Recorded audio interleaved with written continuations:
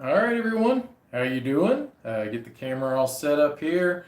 So this morning, I get out of bed and I'm drinking my morning coffee. Typical Sunday morning, just browsing the internet. Get onto YouTube and I see that Man vs. Meeple has up there Gen Con. The 2019 list of the top games. And I thought, well, man, that's kind of early, ain't it?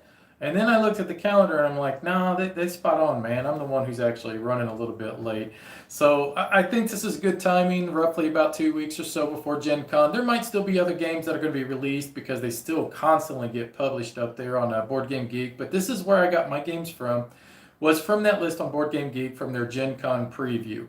And that's where, skip this ad here. And that's where basically I got all my information from. And if there's something else added, there's something else added. Now, before we actually begin the video, do me a favor, and if you haven't yet, hit like on the video and also subscribe as well. It's very encouraging, and it helps me be able to, just want to continue making videos for you all. Plus, it helps get more exposure. So, anyways, now we got that out of the way. One thing I want to say about my list of games is that there are so many games that are coming out that I found interesting this year that to try to narrow it down to 5 was quite the burden. Honestly, I could have put 30 games on here and all of them I would just be just as excited for the next. This is a great crop of games that seem to be coming out this year at Gen Con. Now, not all of them are going to be for sale. In fact, I think on mine, I think there's only 2 of them. Actually, quite a few of them look like they're going to be sale, but not all of them had a price, is what it is. But one of them will only be for demo only, and quite a few of them were only for demo, which was, kind of surprising, but at the same time, understandable. So, without further ado, why don't we just get on it? And now, I'm not quite as tech savvy as Man vs. Meeple. I have to do things a little bit differently. I have to use my phone as well to show you the pictures. Now, I could have done this as a pre-recording and done the pictures and all that like I've done in the past. But I thought, hey, let's do a live chat. We'll all sit here. We'll talk about the games. Now, any publishers that are watching this, if you do have a game and you want me to stop by, check it out, contact me. I have my contact information down below. And I'll be sure to try to reach out to you. We'll make a time, and I'll stop over your booth, and we'll get our game on, man, right? So, all right, without further ado, the first game that I want to talk about is called Carnival of Monsters. Now, in my opinion, a Carnival of Monsters is pretty much just all clowns, but that's really not what they're going for here. I guess it'd be a Carnival of Evil would be all clowns. But this is 2 to 5 players, and this is Amigo Games. Now, this deals with, what I found interesting is that this is being, this was designed by Richard Garfield, and there is the cover right there. And I'll get you guys some more pictures too with my fancy gear here. This is card drafting, and this is Richard Garfield, the designer. It's card drafting. Collect sets of land cards, capture and display strange and exotic monsters, hire talented staff, pursue secret goals. Now, this is a demo. It is not for sale, and it is located in 2004. The booth will be 2004, and if you look on the actual map, that'll be the Family Pavilion, which is located right over here, the Family Pavilion, and you could either go in through either Hall H or F to be able to get to that kind of quick, and you'll locate their booth to be able to check that out. But here's a little bit more of the pictures, and Richard Garfield has been kind of a hit and miss kind of a designer for me. I mean, I really liked King of Tokyo. But, it's not a game that's for everybody, but he's designed some really nice games, but I think the artwork looks absolutely beautiful in this one, and I'd be really curious on exactly how this game plays. I'd like to check it out. So it does make my list just because I do like monsters, I like the designer, and I like the idea of the set collecting and the drafting. All those things sound very appealing. So that's Carnival of Monsters, and that's Amigo. Now, one other thing that I did not include on my list is that if any of the games did not have any pictures, So if they just listed the title of the game and said, it would be available for play, even though the title maybe sounded cool, if there's no pictures already posted over on Board Game Geek, it's kind of hard to understand. I mean, you could read what the description is, you can read what the title is, but you need to see the illustrations to be able to see if it's going to be a game that's going to appeal to you or not. So I did not include anything along that order.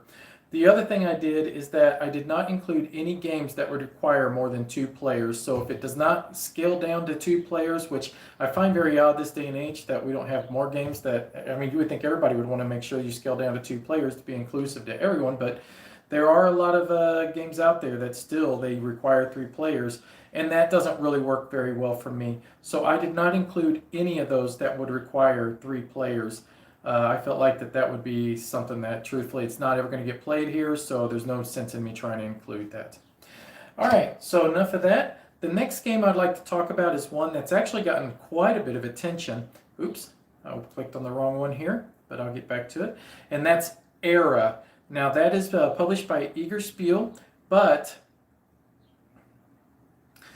that will actually be in the booth with Plan B because they publish it here in the States. But that plays between 1 to 4 players. Like I said, it's Eager Spiel. Now, this is dice represent different classes of medieval society as players attempt to build the most prosperous society. Beautiful molded 3D pieces such as walls, keeps, farms, and other structures. This will be for sale for $70, and that will actually be at location 3027, which, if we look, that actually will be all the way over here against the wall. So if you saw the family pavilion, which is over here, you'd have to go all the way up against the wall here, 3027. And the best way to get through that is, I guess it would be like Exhibit Hall G, which would be right here to be able to get up in through there, and then you'll get up against the wall right there to be able to check that out. $70, a little pricey, but this is basically being derived from the roll and write kind of deal, but instead of just rolling and writing, now you actually get to roll and you get to 3D place instead. And if you see there, it is absolutely beautiful. So I do understand somewhat about the price point. I do still think it's awfully expensive, but I want to play this one for sure to see if that is going to be a game that I'm going to be really as into as what it looks like, because I do enjoy roll and write. They are becoming a dime a dozen, so we need to find different ways to try to make roll and write appealing, and I feel like that this is finally breaking that mold of just simply rolling dice and saying, hey, this is, we're collecting resources or whatnot, or scratching off this square or whatever. This is actually, you're going to place the 3D pieces on your board, they're going to stay there, and then you're building an actual town. So this one is doing something a little bit different, and I think it's going to be, it's really high on my list. This could have probably have been my absolute number 1, to be honest with you, of games that I want to try out when I get to Gen Con. The next one I want to talk about is Reavers of Midgard. So this is by Gray Fox Games, and if you're familiar with Champions of Midgard, this will be the same publishers who did that one. So like Champions of Midgard is a game I really do enjoy, but I remember when I played the base game and just the base game, I felt it was a bit too vanilla. Even though I enjoyed what I was doing, it didn't feel like it really offered me enough decision making to keep appealing to me. But when they added the expansions, the Valhalla and the, oh gosh, I know you guys know the other one, and for some reason it just fell right out of my head. But those 2 expansions, I felt like that added so much in the mountain. But I think the Valhalla's expansion is what makes it. The other one, the mountains, is okay, but Valhalla is the expansion that gives it that little extra, booster shot that it needed to really set it over the edge to make it a game that I really think is a top-notch worker placement.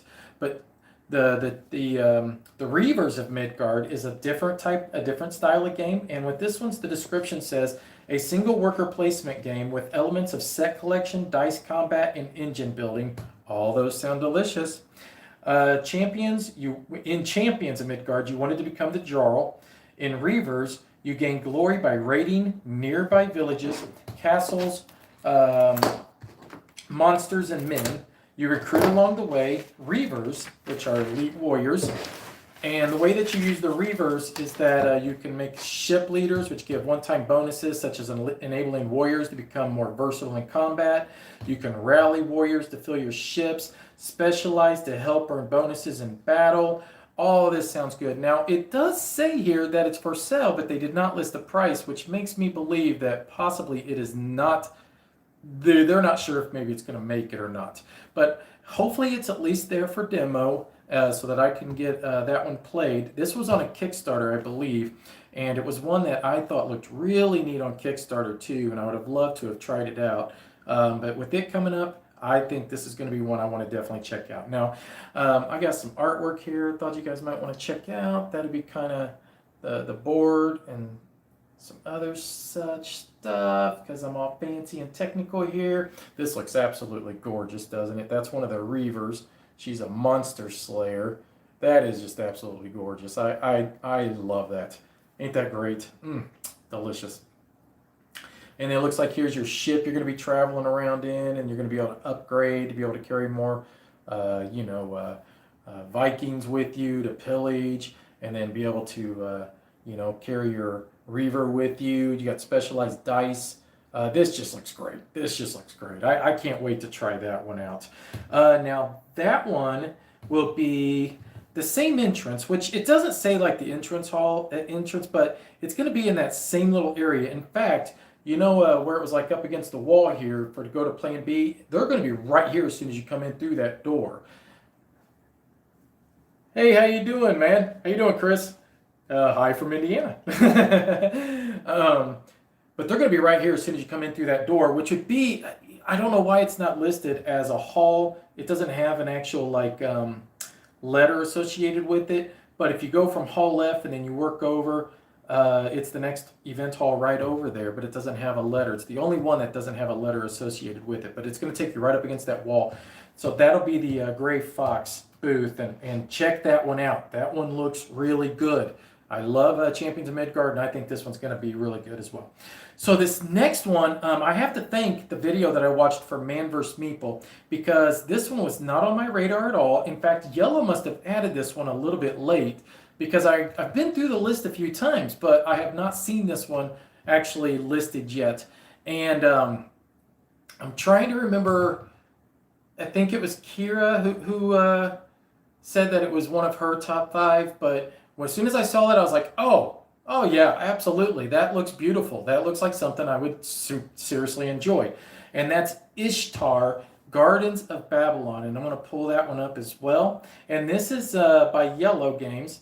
And this, it says for sale, but it does not have a price. And this will be at location 129. So like if we're going to go from Plan B being on one side of the exhibit hall, we got to go all the way to the other side, which is the Event Hall K. So as soon as you come in through Event Hall K, you're going to find the yellow booth, and you're going to find this game here, Ishtar, Gardens of Babylon. And I think this is going to be a hit. This looks beautiful. The designer stood out to me because it was somebody, it's Bruno Cathala, I believe.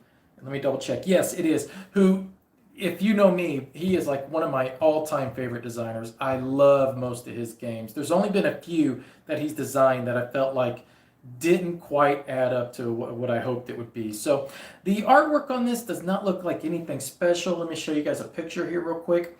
But I like what the description sounds like. So there you go. So nothing spectacular, okay? But here's what it says. So you guys are familiar with the Gardens of Babylon, obviously, right? So play as a gardener transforming the desert into the lost hanging gardens of Babylon. Plant flowers, gather gems, activating actions. You can also acquire trees, recruit apprentices, and then send them out to gather points. So this sounds really neat, and it's just one of those games that I just think looks like it's going to be an absolute, and I love that artwork on there, on that front cover. There we go. That looks beautiful, doesn't it? That just draws you in. And, this is one of those situations where when you talk to people and it's like, it's like trying to get new gamers out there and stuff and trying to get them interested in games. This is the type of stuff you want, right? But it looks absolutely gorgeous. It looks fun. It's something that I think is, I'm going to keep saying it probably over and over. It's at the top of my list. I mean, it's not really fair to say that, but there are so many of these. Like I said, I could have put down 30, and all of them would be at the top of my list because I think they all look gorgeous. I'm going to have a very fun Gen Con. That's exactly what I'm getting at because I'm going to play so many games. All right, so last but not least of my fifth game is going to be one, once again, I have to thank Man vs. Meeple's video. And if you haven't seen their video yet, check it out. They did such a great job on that video. Plus, you're going to get 4 different people that are going to give you their opinion on what their games they're excited about. And then they have 3 others that gave suggestions as well that they'll post at the bottom that you'll be able to see theirs. And then go to Board Game Geek, look them up, check them out. If you know any of the character or the tastes of some of the people that you followed from Man vs. Meeple, then you're going to probably get an idea of what games you're probably going to like as well. But they did a great job. Their video went up today, and it looked really good. And once again, like I said, this is one that they kind of turned me on to, and I looked it up, doing exactly what I'm telling you to do, and that's Black Angel. This is for 1 to 4 players, and it's Pearl Games. Now, Pearl Games will actually be the Asmodee location. And you know, when I look at this one, it doesn't look like anything spectacular, to be honest with you. The artwork or anything like that. So that's kind of what it looks like. But I want to give you a description of it because I love the way the theme of this game sounds. And I think that's what's drawn me in more than anything.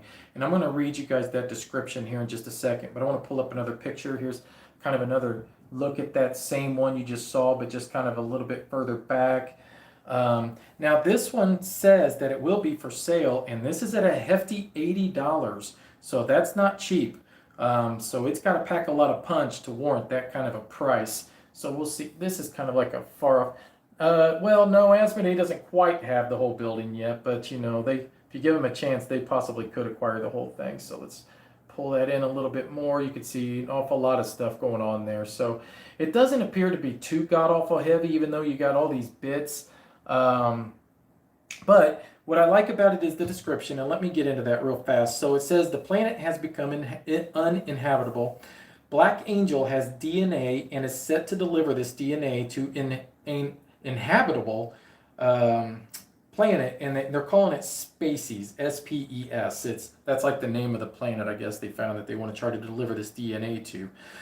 Now, the crew, because all the nations came together to put this ship together to be able to send it out into space, and but nobody trusts each other, none of the nations. So the entire crew, which you're going to be, is robotic. So you're going to control robots, and then it's up to you to be able to make good relations with alien species and to beware of Ravengers, who basically do not want you to make it to the planet. They're trying to destroy your ship. But it looks like as a group, if you can see now, it's white, but that's the ship. That's the Black Angel. Of course, it's white. I don't know why they would have made it white, but but it does say in the description that they're going to change the color to make sure it is black. There's another close-up shot up to it. But you're all going to be controlling that ship and trying to guide it up there to the planet. And then as you're going and you're making relations, and there's the little robots and stuff. Aren't they cute? Danger! Danger! And you're going to be scoring victory points. And whoever scores the most victory points on their way on the journey is going to win. That is at location 1829. So if you come in through Exhibit Hall H, so we got I-H. And basically you're just going to shoot. It's right there next to that family pavilion. If you notice, if you use that family pavilion as kind of like as a guide, you're going to be able to hit all these pretty quick. And then plane B this way and yellow that way, and everybody else is pretty easy to find too. But if you come straight in there, you're going to find Pearl Games, which is in the Asmodee umbrella, and they're going to have that. And I'm excited to try that one out. So that's high on my list. Now, there are some other ones that I wanted to just talk about real quick, because like I said, I wrote down so many of them that I thought looked interesting. Now, when I wrote these down, I didn't necessarily care too much about the player count or anything like that. I only cared about that with the games that I actually listed. But these, one of them I'm going to show you right here, it actually ended up, I got an early release of it. Now, this is going to be available at Gen Con. This is Old West Impresario, and that means entrepreneur. Now, I just finished filming this today. So you're going to see a video going up on this in the next few days where I did the playthrough and also the quick review, and you'll get my opinion of it. But check these out. Chris, I believe, let me see, a solo mode. Yes, Black Angel does have a solo mode. Yes, it says 1 to 4. But real quick, this one here, Just filmed it. It is a lot of fun. I really enjoyed it. You're going to see this one at Gen Con, and it was on my list from Tasty Minstrel Games. So check out Tasty Minstrel Games. Go to their booth, Old West Impresario, and I believe that one is $60 when you get there to be able to purchase, but demo it at least because I think that one's a lot of fun. But of course, I'm spoiling my review of it, right? Hadara. Hadara is the Hansan Gluck, and that's actually going to be under the Z-Man, so it's falling underneath the Asmodee, and we've already talked how to get to there. So the Asmodee will have Hadara, which is a drafting game. It looks similar to somewhat Seven Wonderish. It's not been released yet, but I believe it will be on sale at Gen Con. Foodies by Simon, where it's a game where you're drafting chefs and you're trying to create recipes, and it looked really interesting. I didn't read enough up on it, but I thought it did look interesting, and the concept is something different than really any games that I have right now. I like the idea of running a kitchen. Kind of makes me think of Overcooked that you play on the Nintendo. Terrors of London, which yeah, Adam, I have lost a lot. I've actually started on a diet. I did the keto diet, so I've always been working out. I've always been active, but 44 now, and so my metabolism slowed down a ton. So I actually started doing the keto, and that combined with my exercising, I'm down to now 213 pounds for the first time since I was probably 22 years old. Thanks, Tim. I appreciate it. Yeah, Tim's Unite. Woo! But yeah, Terrors of London by Colossal Games looks really interesting as well. Yeah, I do look younger. I know everybody says that. Yeah, you as you lose the weight, just makes you look a lot younger. I don't know why, but yeah, it's funny. But that's Colossal Games. That's a deck builder, and it's kind of monsters and monster hunting, and I love that whole idea. I'm a huge fan of deck builders, and I like the idea of obviously hunting monsters. It kind of makes me think a little bit of Thunderstone, kind of, which I'm sure they've got some twists. But Terrors of London, I definitely want to check that one. Yeah, and the artwork looks great, Chris. I agree. We met at Gen Con like 4 years ago. I wish I could come this year, maybe next year. Yeah, I wish you could too, man. I'd give you a big old hug and a high five, whichever order you'd please. Roll for Adventure from Cosmos. That one looks really interesting. That might be coming here soon in the mail as well, and if it does, I'll try to get a video up before Gen Con. But Cosmos did reach out to me, and they said that they wanted to send that so that I can try to do a video for them. Dark Domains by Laboratory H. That one looks really interesting. It did not make my list just because I'm not exactly sure if that would be a game that would ever hit the table for me, but I do like the idea and the concept of that. So check that one out whenever you go to the BGG board game page. Dark Domains looks really interesting, and that's from Laboratory H.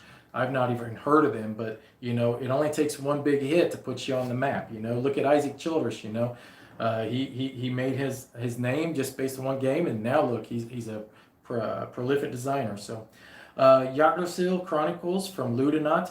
So this one looks really interesting. This looks more of a co-op game where you're working together to try to defeat the monsters, and this is based in the Norse mythology. So think Thor, and if you the big tree, that's basically what you're trying to defend, and that's by Ludonaut. Which Ludonaut, a lot of the games they publish are a little hit and miss. That will fall once again underneath the Asmodee umbrella, if they're still with them, and.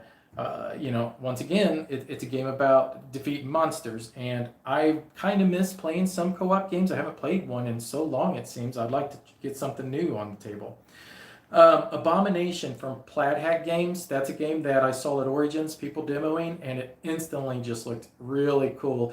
The idea is that you are a aspiring mad scientist, and you're getting parts, and you're trying to construct your little monsters, and your parts will spoil, so it looks really cool. And Abomination from Plaid Hat, that's one I'm certainly going to have to check out. Once again, that's falling underneath the Asmodee umbrella. Court of the Dead from Project Raygun. I believe that this was a Kickstarter a long time ago.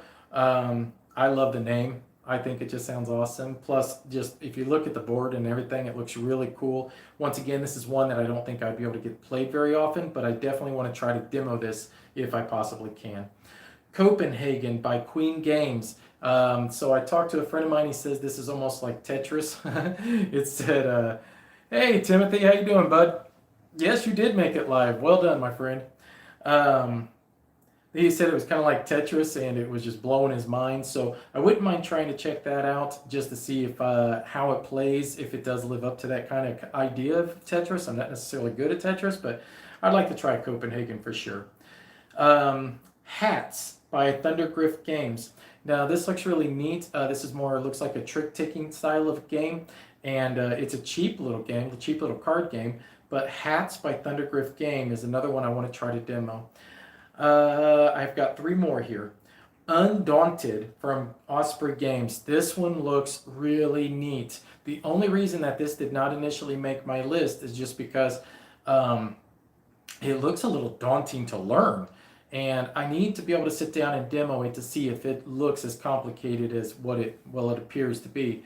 I doubt that it is. A lot of times you see these games and they just kind of like look way too complicated, but then you sit down, you learn it, and you're like, oh, okay, this ain't as bad as I thought. We had that happen yesterday. We played Lorenzo Magnifico, and I had Amanda with me, and that's the first time she played, and it was funny because before we started, now I played Gaia Project with her, so she has played a heavy game, and I think Lorenzo's just a step under Gaia Project, and she ended up winning. So she obviously caught on really fast and just took off with it. So sometimes, like I said, you see a game with all these pieces, these cards, and you're like, oh God, this is going to blow my mind. Undaunted is one, though, that's set in the World War II era. It's a combination of a deck builder, and then you've got pieces on the board that you're going to move by playing cards from your deck. And it just looks really neat. And I know Rob, he talked a lot about it. And why can I not remember his last name? The muscle guy, Rob. And why can I not remember his last name? He sponsored by Miniature Market. He did the Miniature Market preview just recently.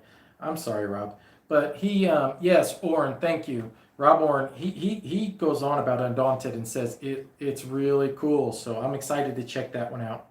Tribes, once again by Cosmos. Now that might be sent to me before Gen Con. If it is, I'm going to try to get a video up before. Yeah, I love deck builders too, man. I really do. I'm going to try to get a video up of it before we get to Gen Con, just to give a preview. But Tribes from Cosmos sounds really fun as well. And then I added another one on here just because I am a cat owner and I have to have a cat themed game, and there was a few of them.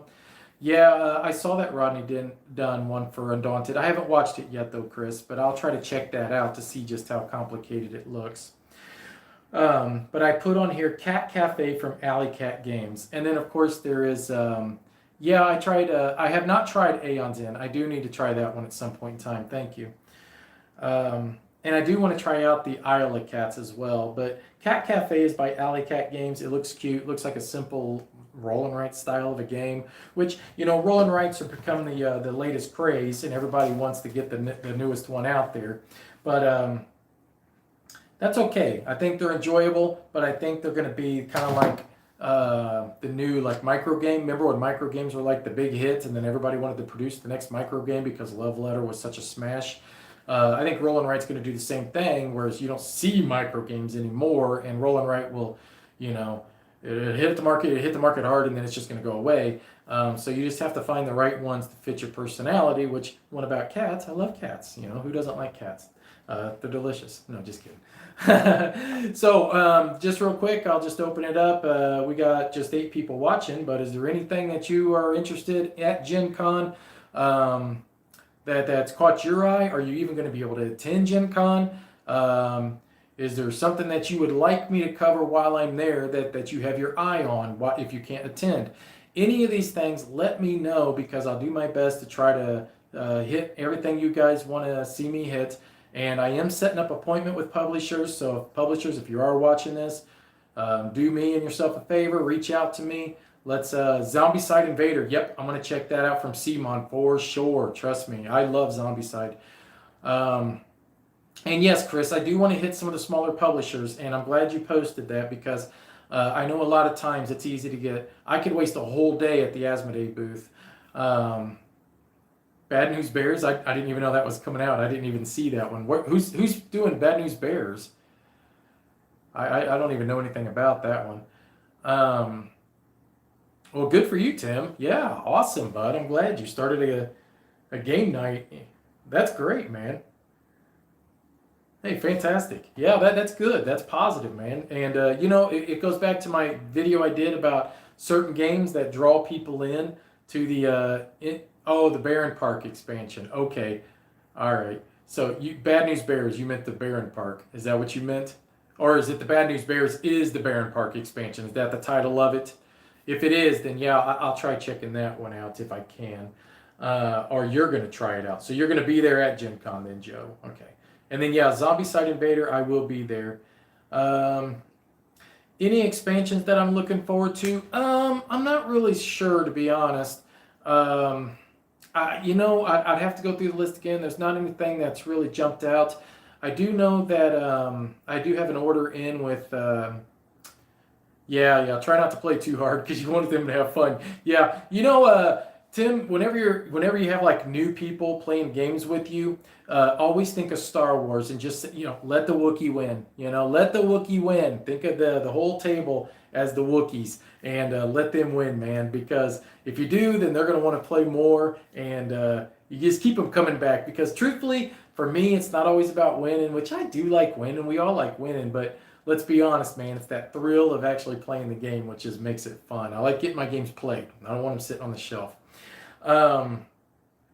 But back to the expansion, I do have the order in with Miniature Market for the Outer Rim and the playmat. I'm waiting for the playmat to come in before they'll ship it. And then I did pick up the expansion for Whistle Stop, the mountains, because somebody mentioned to me that I should grab that because I do like Whistle Stop. So yeah, right. Okay, so I think that's pretty much going to wrap it up. We're at 31 minutes. So Nevada City is one of the short list. Oh, okay. So Nevada City from Rio Grande Games. I did see that one, Tim, and I'll try to check that one out. I'm going to hit their booth because they got one called Caravan as well that I'm interested in, that I would like to try out. So I'll be hitting their booth for sure. All right, y'all. Hey, I appreciate your support. As usual, if you could, hit like on the video. If you haven't subscribed, yada, yada, yada. It makes me feel good and loved. Plus, it helps with exposure, trying to grow the brand, and the best way to do it is through you folks, and you generously giving me your thumbs and your subscriptions. So you're the best. I appreciate you watching. We'll have another video up. Look for... Not a problem, Tim. Look for this video to come up this week for sure. I think you guys are going to like this one. It's going to probably be on your radar. I had a lot of fun with it. And the next topic is going to be 5 games that are under the radar. So that'll be our next live cast. So any games you can think of that you feel like are a little bit under the radar that people don't talk about but you really enjoy, well, join in next time and we'll talk. Thanks for watching. Bye-bye.